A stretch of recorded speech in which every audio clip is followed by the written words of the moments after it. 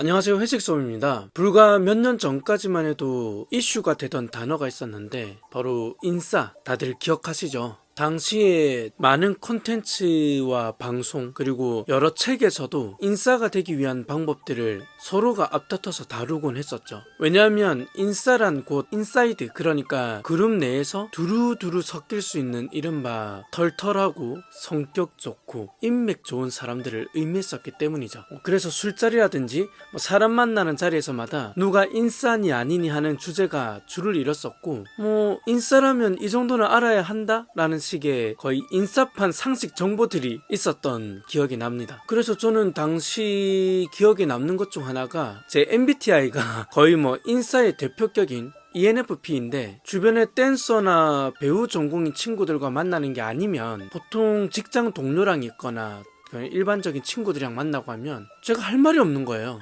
예컨대 어릴 적에 고인돌이나 마리오 같은 거 말고는 게임을 해본 적이 없고 아는 게임도 없고 보통 최신 드라마나 영화를 굳이 챙겨보는 편도 아니었기도 했고, 또 남자들끼리 모이면 축구 이야기 많이 하잖아요. 근데 해외리그 축구 경기를 챙겨보는 것도 아니었어요. 뭐가 뭔지도 모르고 비슷한 나이대 또래와 비교해도 차라든지 부동산에 대해서 아는 것도 무지했었다 보니 도무지 대화 중에 춤이 빠지거나 이러면 저와 대화를 할 수가 없는 거죠. 웃긴 게 또 내가 춤을 춘다니까 이제 클럽 이야기들을 꺼내는 사람들이 종종 있었는데, 저는 또 클럽은 가본 적이 없거든요. 역시나 대화가 연속되지 못했죠.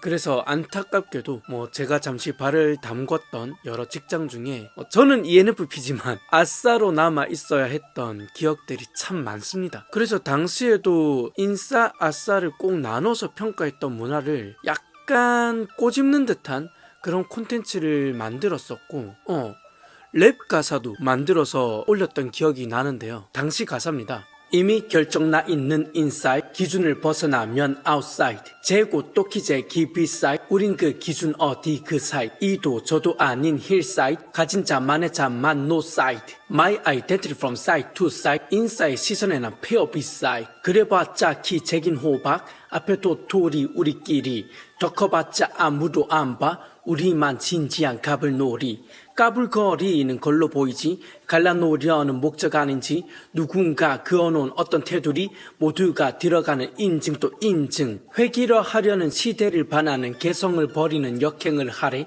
이러면 인싸고 저러면 아싸니 대화를 하려면 인싸가 되래. 누구를 위해선 그어진 경계고 누구를 밟기 위해 만든 제도니, 안전한 인싸는 정말 안전하니 묻어가는 게 안전한 게 맞니, 이랬었죠.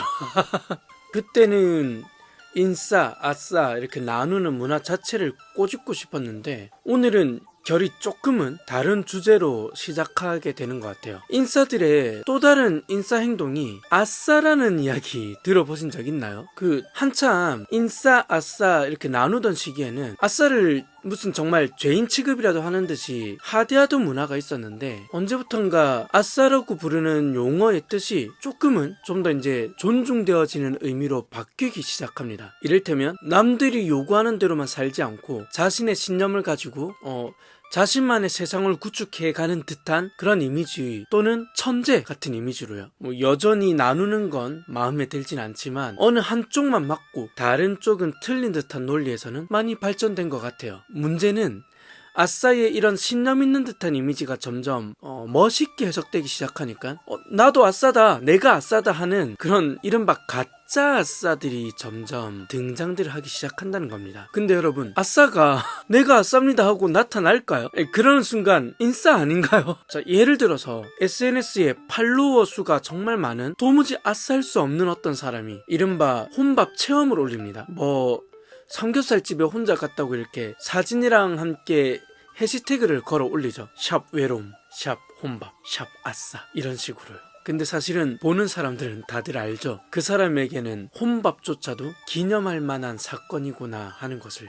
사실 진짜 아싸는 혼밥이 아니라 누군가와 함께하게 되는 사건이 기념할 만한 순간일 텐데요. 아니면 함께 하지만 함께하는 그 와중에 혼밥을 하는, 이해가 되시나요? 다 같이 먹는데 분명히 같이 앉아 있는데 하지만 그 안에서 혼자 먹는, 사실 흉내낼 수 없는 분야죠. 만약에 제가 이런 말을 한다고 했을 때 아니 그러는 너는 이라고 하신다면 저는 그러니까 좀 나누지 말자, 도대체 언제까지 인싸 아싸 그럴 거냐 하는 주의입니다. 용어 자체는 많이 줄어든 것 같긴 하거든요. 요즘은 뭐 인싸 아싸 굳이 그렇게 용어를 써서 말하진 않잖아요. 근데 용어만 바뀌었지 뭐 한때는 혈액형으로, 또 요즘은 MBTI로, 제가 앞서 ENFP라고 말하긴 했지만 계속 우리는 그런 걸 나누는 문화에 익숙해져 있는 것 같거든요. 근데 MBTI나 애니어그램, 디스크 이런 성향 분석 지표는 그렇게 막 사람들 나누라고 그런 목적으로 만들어진 게 아닌 걸로 알고 있어요. 제가 상담 관련 공부를 한 건 아니지만 주워 들은 건 있어서, 누구는 외향적일 수 있고 누구는 내성적일 수 있고 또